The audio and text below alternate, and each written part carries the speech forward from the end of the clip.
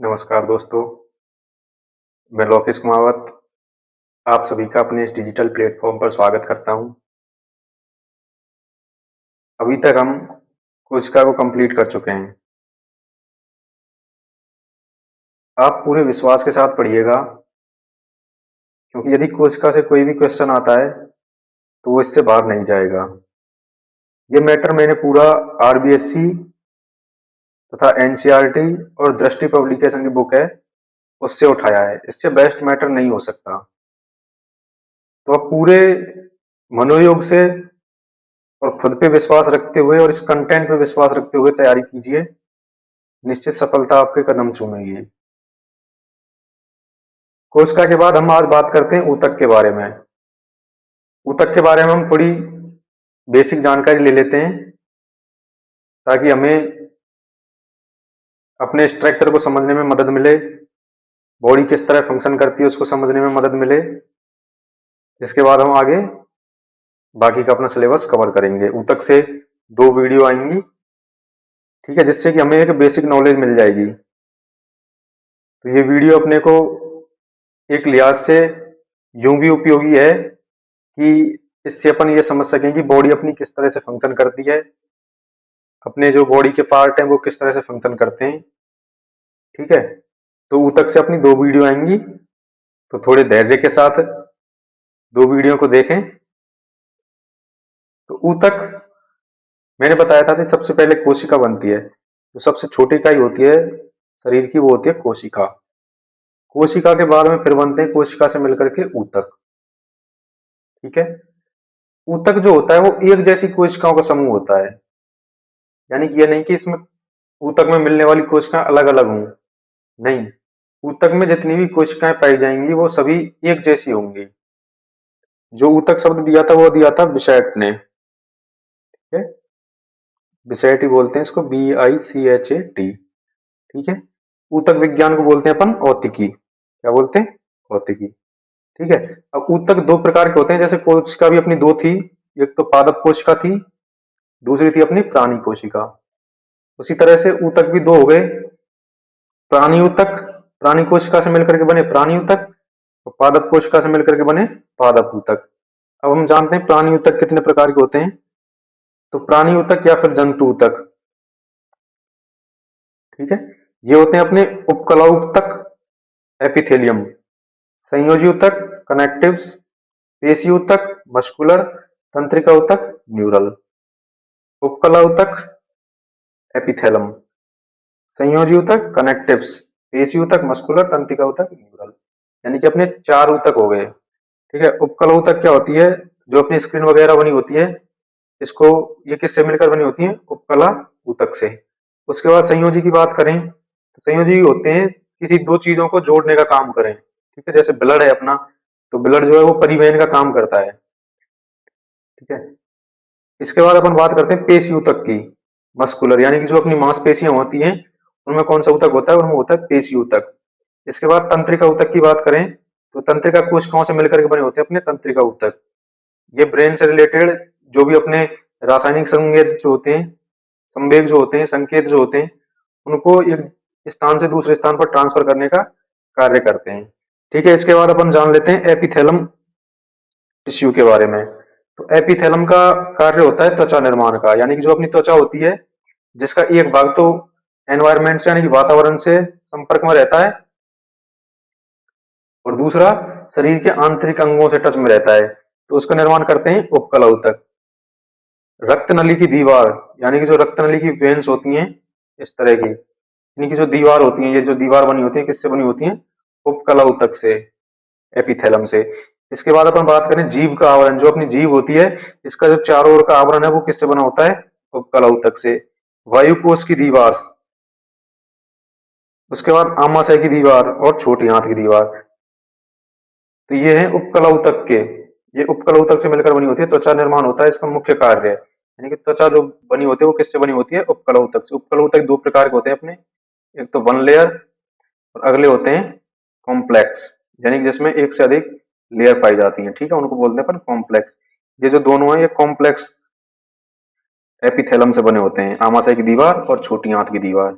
ठीक है, ये सारे वन लेयर से बने होते हैं। त्वचा निर्माण, रक्तनली की दीवार, जीव का आवरण, वायुकोश की दीवार। इसके बाद अपन आगे बात करते हैं संयोजी ऊतक। दूसरे नंबर का अपना संयोजी ऊतक, ये होते हैं जोड़ने वाले यानी कि कनेक्टिव्स। ये भी चार प्रकार के होते हैं। सबसे पहले उपास्थि, कार्टिलेज, वसा, एडिपोज, रक्त, ब्लड, अस्थि, बोन्स। उपास्थि, उपास्थि जो होती है अपनी, ये जो नाक की जो नोक बनती है, ये किससे बनती है? उपास्थि से बनती है। कान की जो जोड़ होते हैं, ये किससे बने होते हैं? तो ये भी उपास्थि से बने होते हैं। अब बसा जो होती है, बसा का काम क्या होता है? ये कहाँ पाई जाएगी बसा? अपनी त्वचा के नीचे। और इसका जो मुख्य काम होता है इस ऊतक का, वसा ऊतक का, इसका मुख्य कार्य होता है वसा को संग्रहित करने का। यानी कि वसा ऊतक का मुख्य कार्य क्या है? वसा ऊतक का मुख्य कार्य है वसा को संग्रहित करने का। वसा कहाँ पे होती है? त्वचा के नीचे ही तो होती है। त्वचा के नीचे अपना पाया जाता है वसा ऊतक। अब रक्त ऊतक की बात करें तो रक्त ऊतक का काम होता है, मुख्य कार्य होता है इसका परिवहन करना। ठीक है, ऑक्सीजन को इधर से उधर ले जाना, यानी कि शरीर के सभी अंगों तक ले जाना, और CO2 को वापस लेके आना। ठीक है, अब अस्थि की बात करें तो अस्थि क्या होती है अपनी? बोन्स।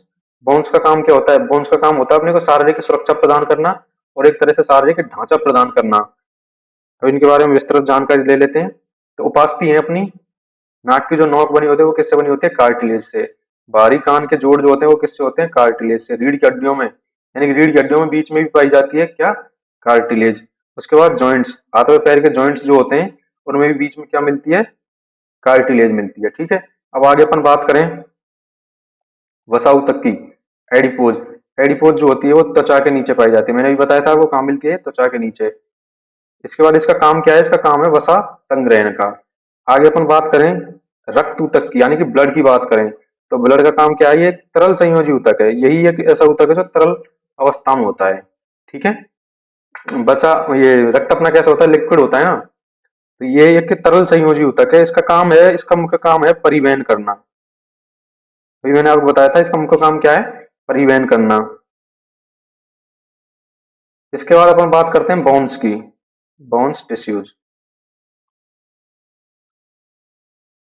तो बोन्स टिश्यू क्या होते हैं? ये खनिज युक्त ठोस संयोजी ऊतक होते हैं। ठीक है, यानी कि अपनी अस्थि जो होती है वो खनिजों से मिलकर बनी होती है, कैल्शियम से मिलकर बनी होती है ना। तो ये ठोस संयोजी ऊतक है, यानी कि अपनी हड्डी कैसी होती है? ठोस होती है। अब आगे बात करें अपन, कोमल अंगों को सुरक्षा प्रदान करते हैं। यानी कि हड्डियां जो होती हैं वो अपना भारी ढांचा प्रदान करती हैं अपने को।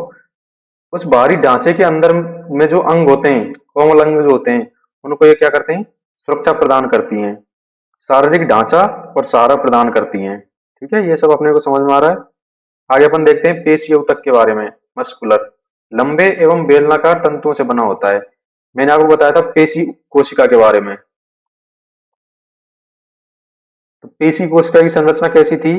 पेशी कोशिका की संरचना थी इस तरह से, यानी कि वो लंबी थी। ठीक है, और दोनों तरफ जो सिरे थे वो कैसे थे? नुकीले थे। ठीक है, तो पेशी कोशिका से मिलकर के क्या बने होते हैं? अपने पेशीय ऊतक बने होते हैं। अब पेशी ऊतक की जब बात करें अपन तो ये लंबे एवं बेलनाकार तंतुओं से बने होते हैं। अब ये तीन तरह के होते हैं, कंकाल पेशी, चिकनी पेशी और हृदय पेशी। कंकाल पेशी स्केलेटन, चिकनी पेशी स्मूथ और हृदय पेशी कार्डियक। इनके बारे में विस्तार से जान लेते हैं। तो कंकाल पेशी जो होती है रेखित पेशी होती है, और ये ऐच्छिक पेशी होती है। ऐच्छिक पेशी से मतलब है मेरा कि तंत्र का तंत्र जो है इस पर ऐच्छिक नियंत्रण रखता है अपना।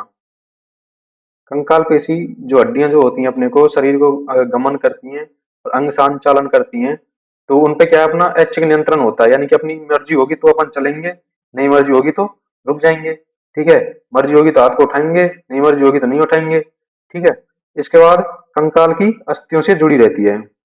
यानी कि कंकाल तंत्र की जो अस्थियां होती हैं उनसे कंकाल पेशी ऊतक जो होते हैं वो जुड़े रहते हैं। ठीक है, यहाँ तक कोई दिक्कत नहीं है।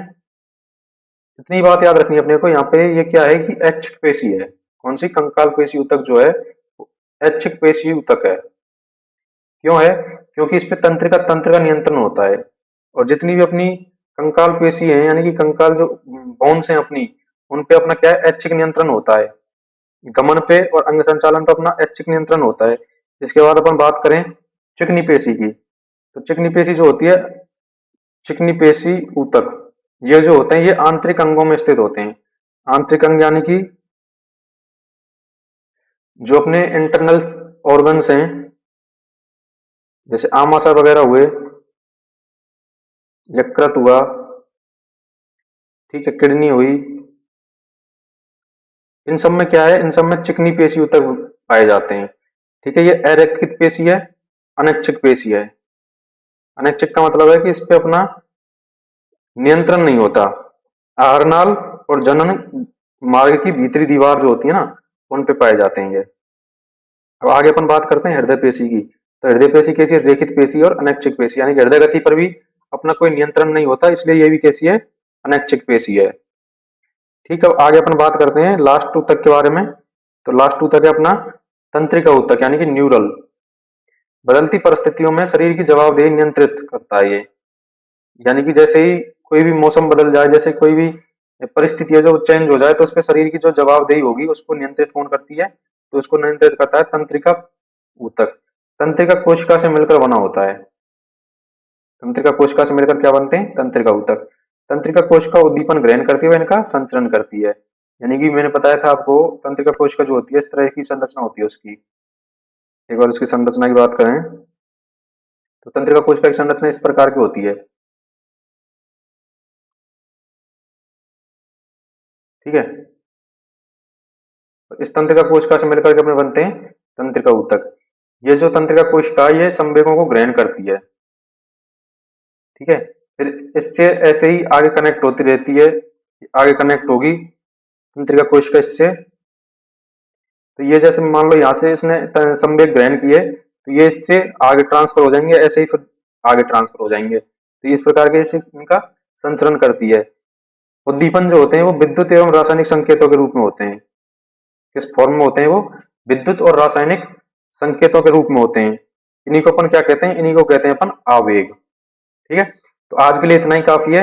अगली वीडियो में अपन बात करेंगे पादप ऊतक के बारे में। एक छोटी सी वीडियो पादप ऊतक की बनेगी, उसके बाद हम अपना सिलेबस के अनुसार कंटिन्यू करेंगे। ठीक है, तो यदि आप लोगों को कंटेंट पसंद आ रहा है तो वीडियो को लाइक करें, चैनल को सब्सक्राइब करें और शेयर करें और अपनी तैयारी को मजबूत करें। Thank you.